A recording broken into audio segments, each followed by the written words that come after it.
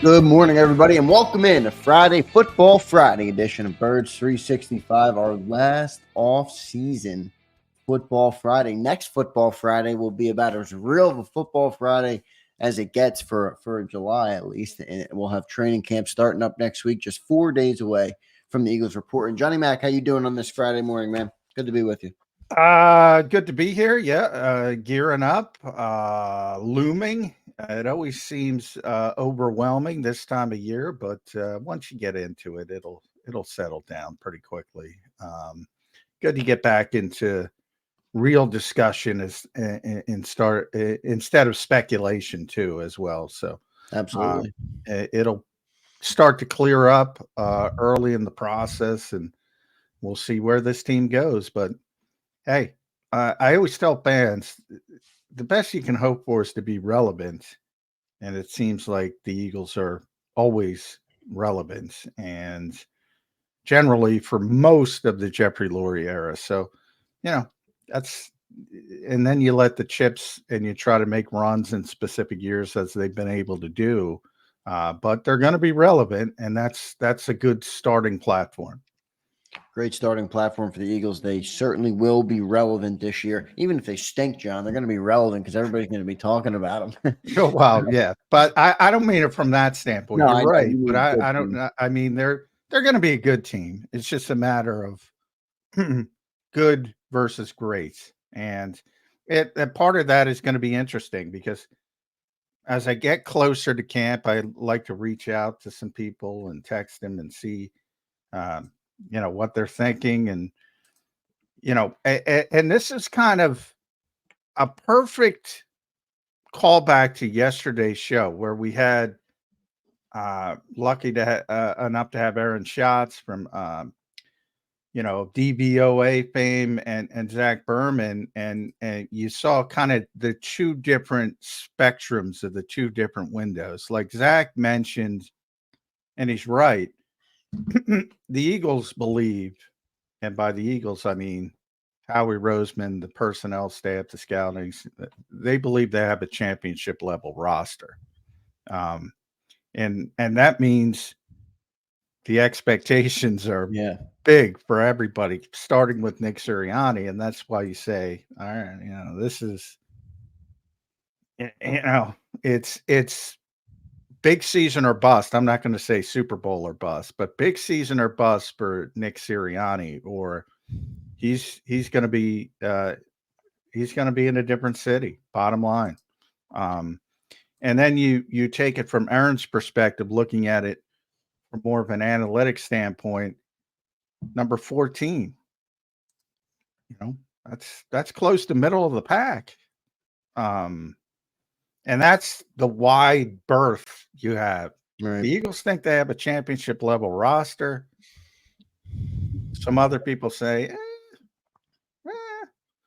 linebacker. We talked about extensively. I think Howie and Jeff know about that, though. Look, I don't think they're turning a blind eye to the defense, because I don't think the defense is bad, but the defense is certainly unproven, and there's a lot of players that need time to develop.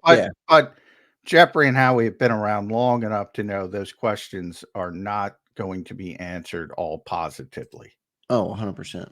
So it's just, I kind of view it like the defense is, I don't want to say it was rebuilt, but you're almost like a couple years behind on defense compared to where you are on offense, in terms of you drafted Jalen and Devontae. Now they've had the time to grow. You brought in A.J. Brown. Like, a lot of our young draft picks are still growing on defense. That's what I was, talking about it last night. Yeah, they're not the best defense in the league right now, but I feel pretty confident and comfortable with the way they've rebuilt the defense to this point.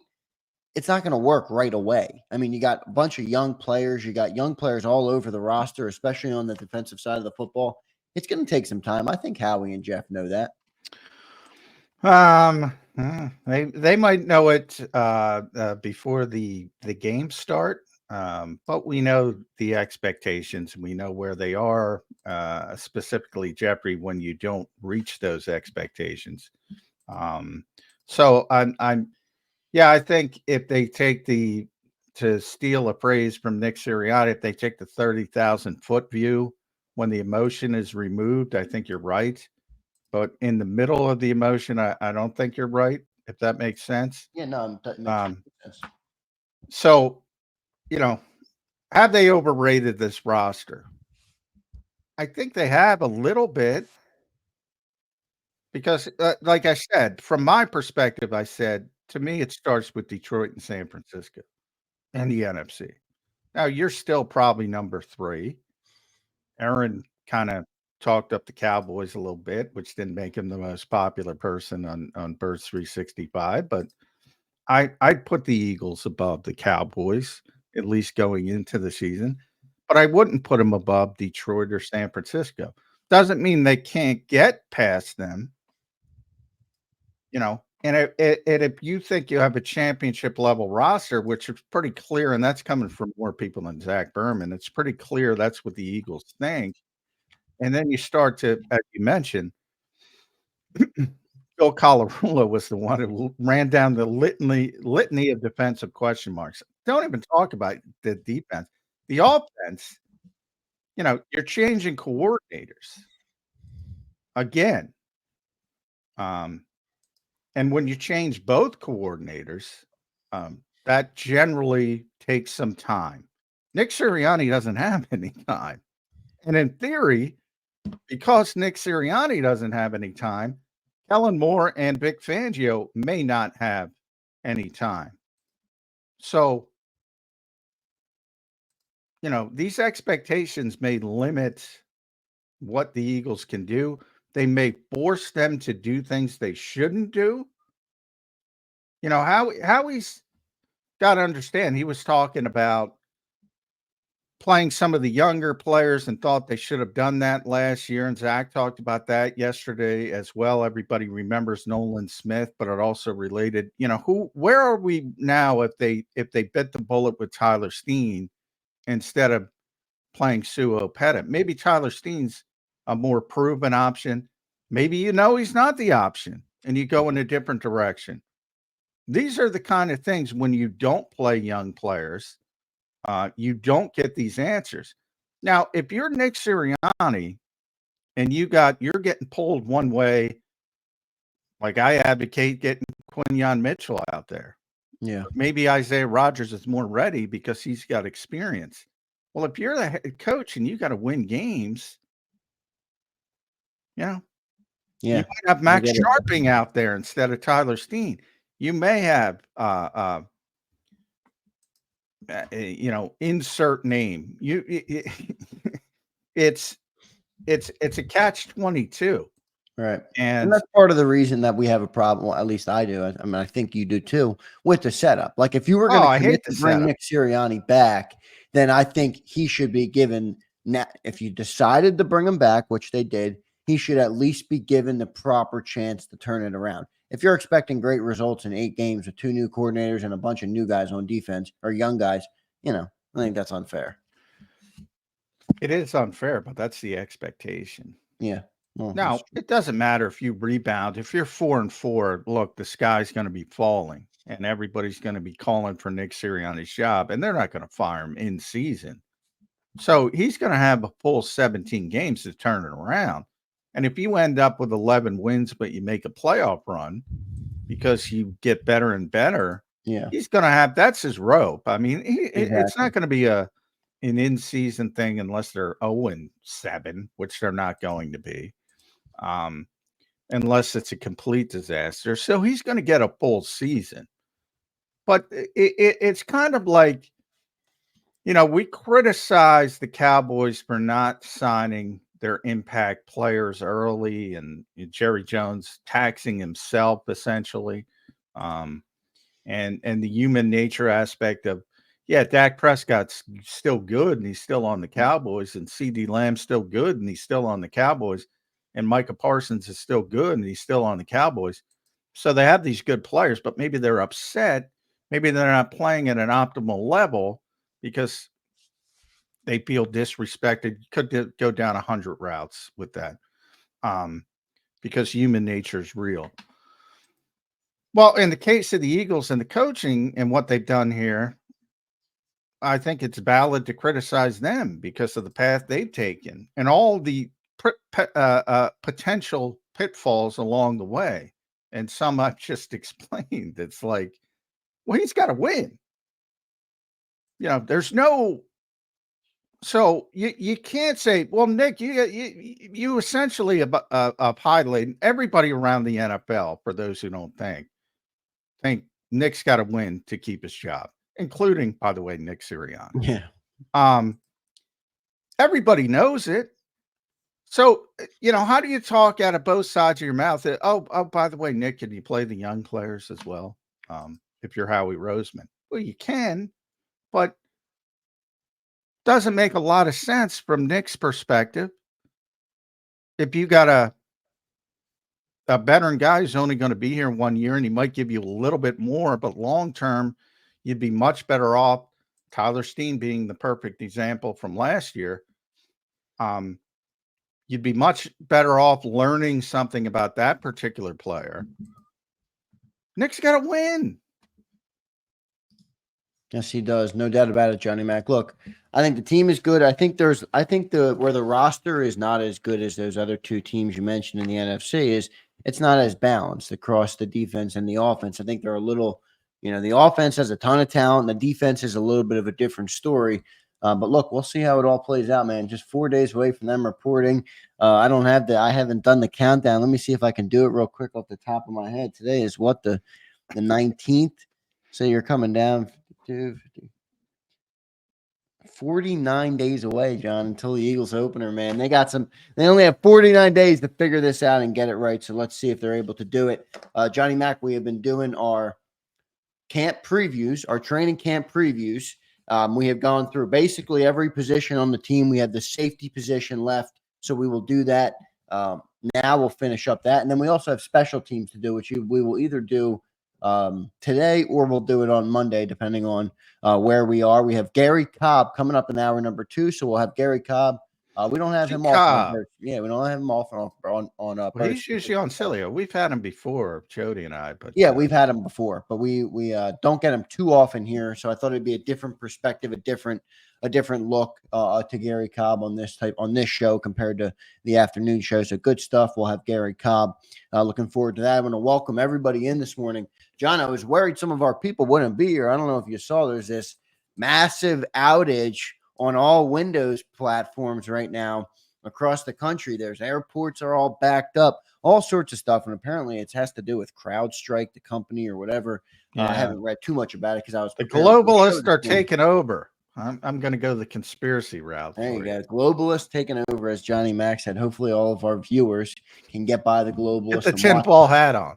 Can get by him and watch us today. So we appreciate you all being here this morning. Johnny Mac, let's get into the safeties, man. How do you view the safety position as we are just 4 days out from them reporting for training camp? Safeties, take it away, Johnny Mac. Yeah, sometimes I feel like I'm insane because everybody is more excited about the linebacker position than me. And I start to think, well, what am I missing? And Zach being the latest yesterday, he seems behind with the linebacker position. Yeah, that was and there's a lot of people like Zach, and I have tremendous respect for his football knowledge. So it made me rethink it, and I still think Zach's wrong, but it made me rethink it. I said, all right, a little bit of exercise where you question yourself is a good, healthy thing. Yeah, exactly. So, when people like Zach, who I respect, say something, I pause and I say, what am I missing? And I look at back and I think it already, even to somebody with that type of thing, those pedigrees are tough to give up on, man. That's bottom line what it comes down to. Yeah, for sure. But as safety, I feel like I'm crazy because I got no problem with the Eagles safety position. I think they're pretty good. Now, there's some concerns over durability with CJ Gardner-Johnson, but if he's on the field, he's proven he's a playmaker. And he did it here, and everybody knows how well he played here. And you saw the difference without him. Not that it was only him, because it was also, Abante getting hurt. There were a bunch of things that messed up the secondary. Marcus Epps even. Nobody talks about Marcus. But Marcus was a steadying presence that they didn't want to pay. And I then kind of you wish we brought Marcus back. I liked the way Marcus Epps played the game. He was a yeah, physical I like player. Marcus. I Yeah. like Marcus as well, but I think Reed Blankenship has already surpassed him as a player. So Okay. that's one aspect that, they probably got it right, to be honest. Yeah, But no, they did. I more personally like the player, but yeah, you're right. I mean, they've patched it pretty good. yeah, now obviously you couldn't create the playmaking aspect of what CJ, and also the energy that he brings to the defense on the field. A bit of a trash talker, gets people excited. Um, so he can play. It's very similar to Avonte Maddox. He can play. The question is he going to be on the field? Um, and that's legitimate. He missed most of last season in Detroit, tore his pec. I'm torn on the injury prone label, because to me, injury prone is like, could you have played? It's like Lane Johnson will fight through a torn adductor muscle in his Right. groin. A lot of guys aren't going to do that. Um, can you play versus? I always bring up Nate Gary because everybody disliked him as a player, but he played a whole season with a sports hernia, and that's why Jim Schwartz and Ken Plagiol loved him, and nobody knew it. And they're like, why do these guys keep throwing it? Because they had nothing else and they needed him out there, and they had tremendous respect for him, that he would go out there and play through that. Like, if you tear your pec, you tear your pec. You can't play. If you tear your ACL, like Sidney Brown, you tear your ACL. You can't play with a torn ACL. Maybe you can play a play like Carson Wentz, but that's about it. Couple plays people have done, but you get my point. There are significant injuries, and sometimes it's just bad luck.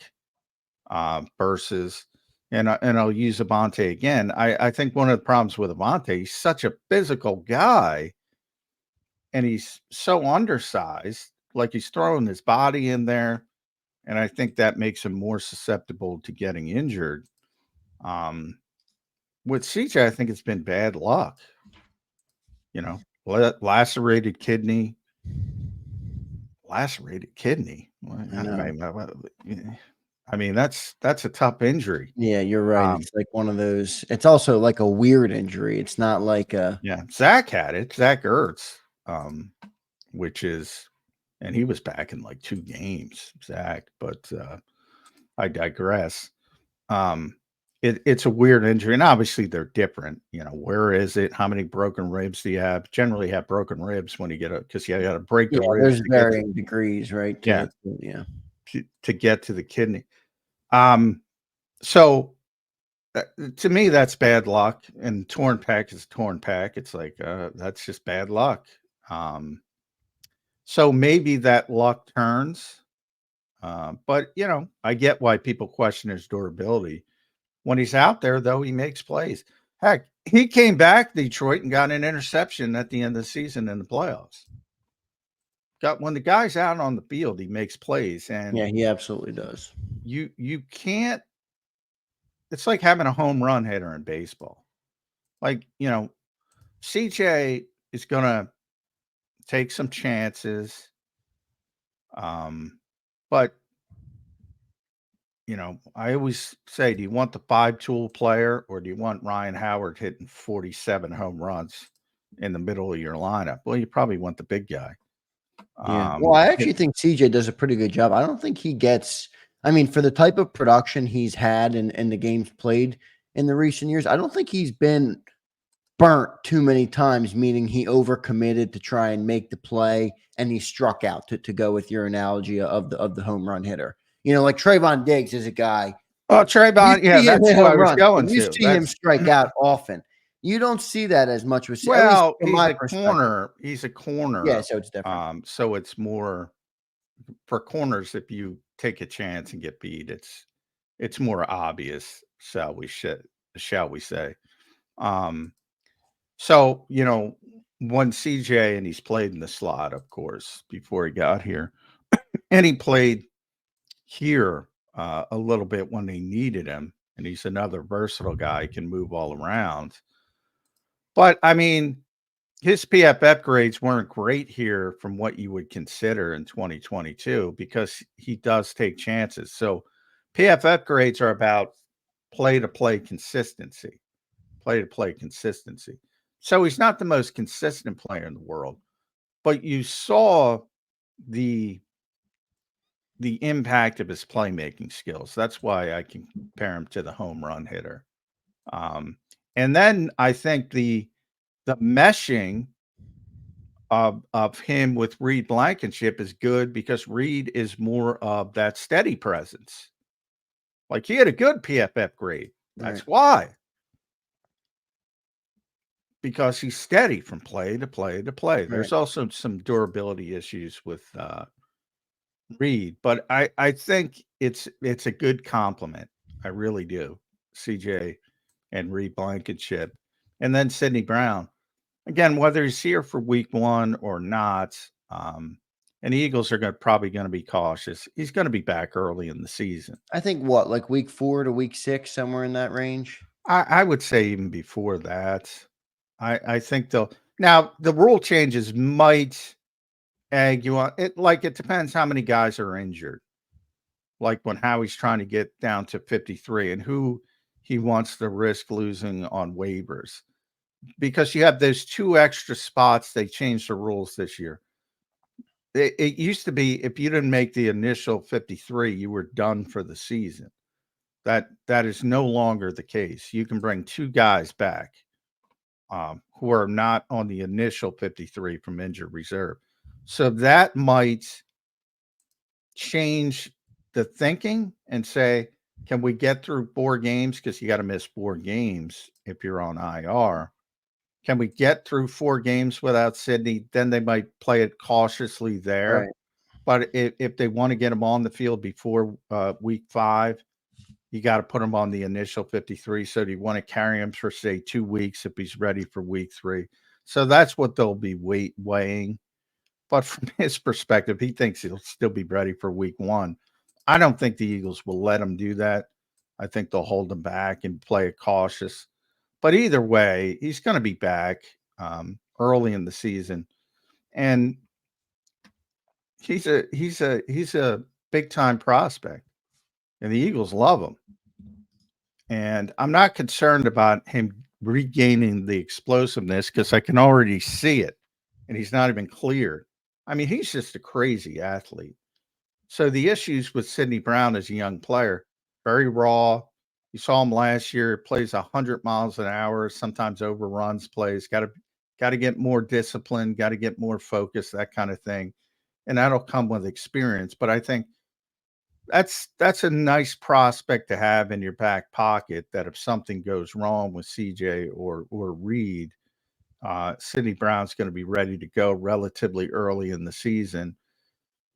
And then it comes down to how he wants to handle it. Do you really need a force safety when you think Avonte Maddox can play safety? And you know Avonte can play safety at a certain level, and you think Cooper DeJean can play it. That's more of a projection.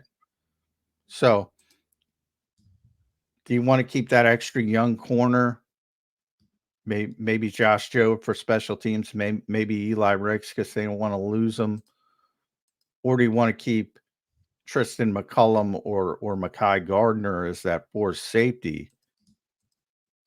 That's an interesting discussion as well. I would lean towards them keeping the extra corner because they could probably get, as they did last year, the reason McKai Garner made this football team last year. They cut him because they knew they could get him through waivers, and they were concerned they couldn't get Eli Ricks through waivers because he made the big splash play on television.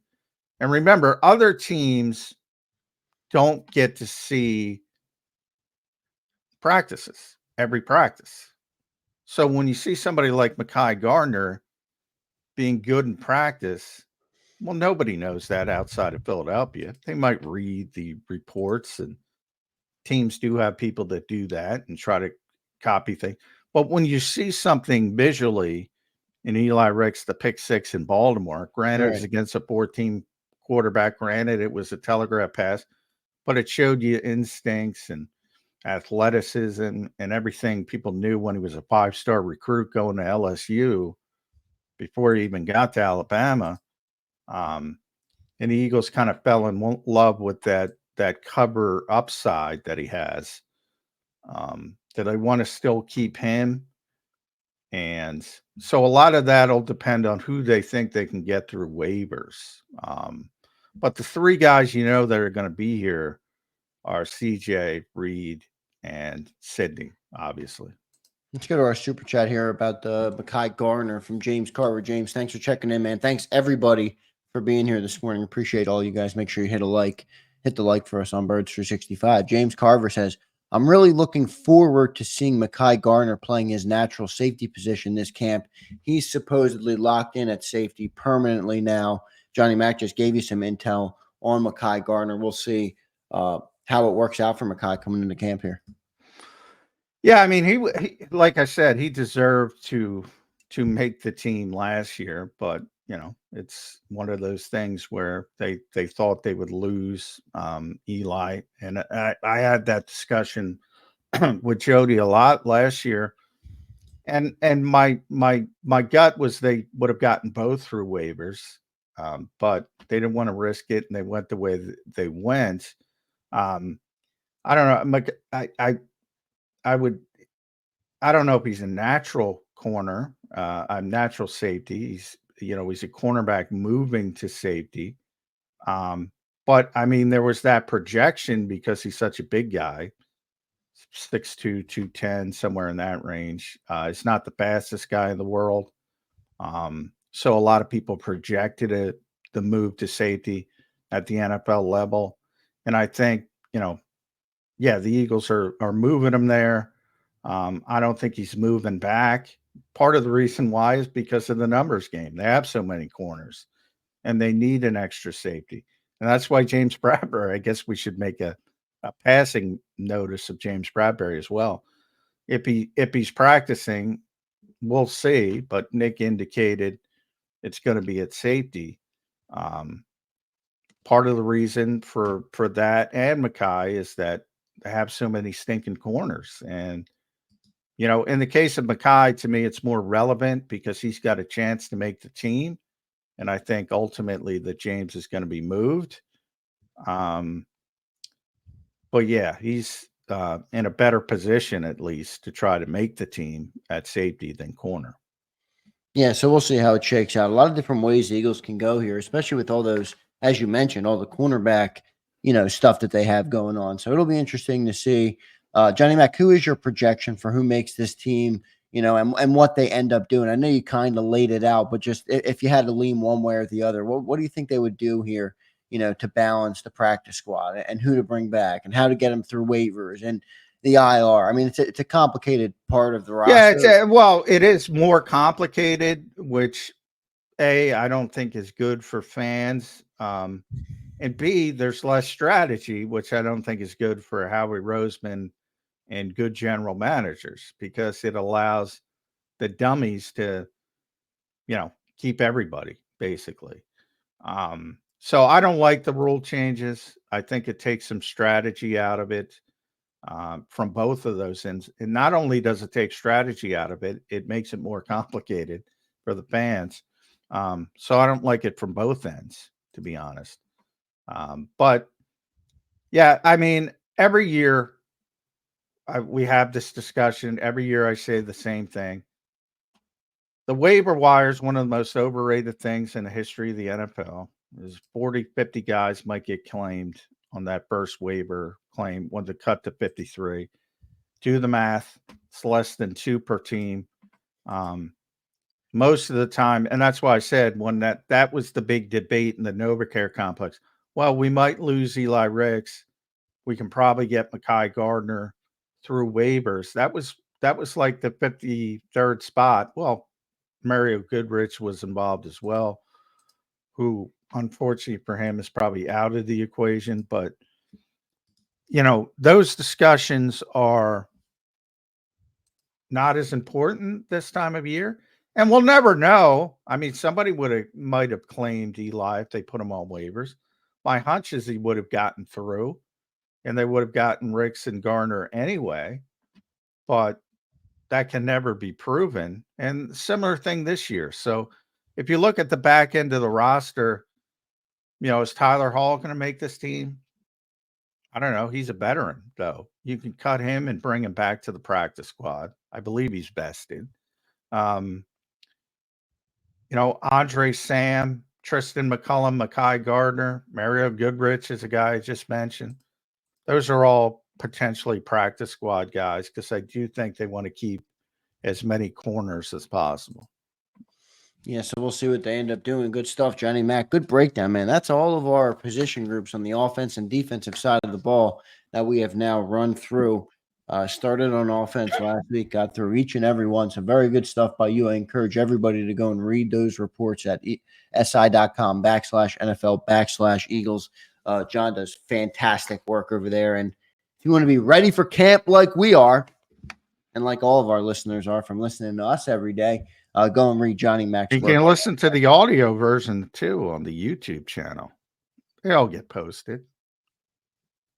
Absolutely. They're all up here on our YouTube channel, as Johnny Mac mentioned. So good stuff there. Johnny Mac will hit our first commercial timeout.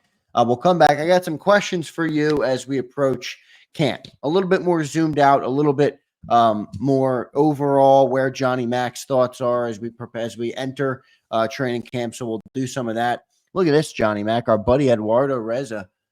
Damn, am I ready for week 1? I will be there in Sao Paulo for that game, crossing that off my bucket list, visiting Brazil and seeing the Jesus statue at Rio. Tremendous stuff, Eduardo. I hope you have a great time down there in Brazil. We will get you ready for it, man, leading right up to that game. So pretty good. Thanks, everybody, for being here this morning. All of our great viewers are here. We appreciate you making the time and spending some time with us this morning. Make sure you drop a like. Stay tuned. Birds 365 will be right back. If you missed any of today's show on the JAKIB Media channel, listen to the podcast on your way home. Available on YouTube, Apple, and Spotify.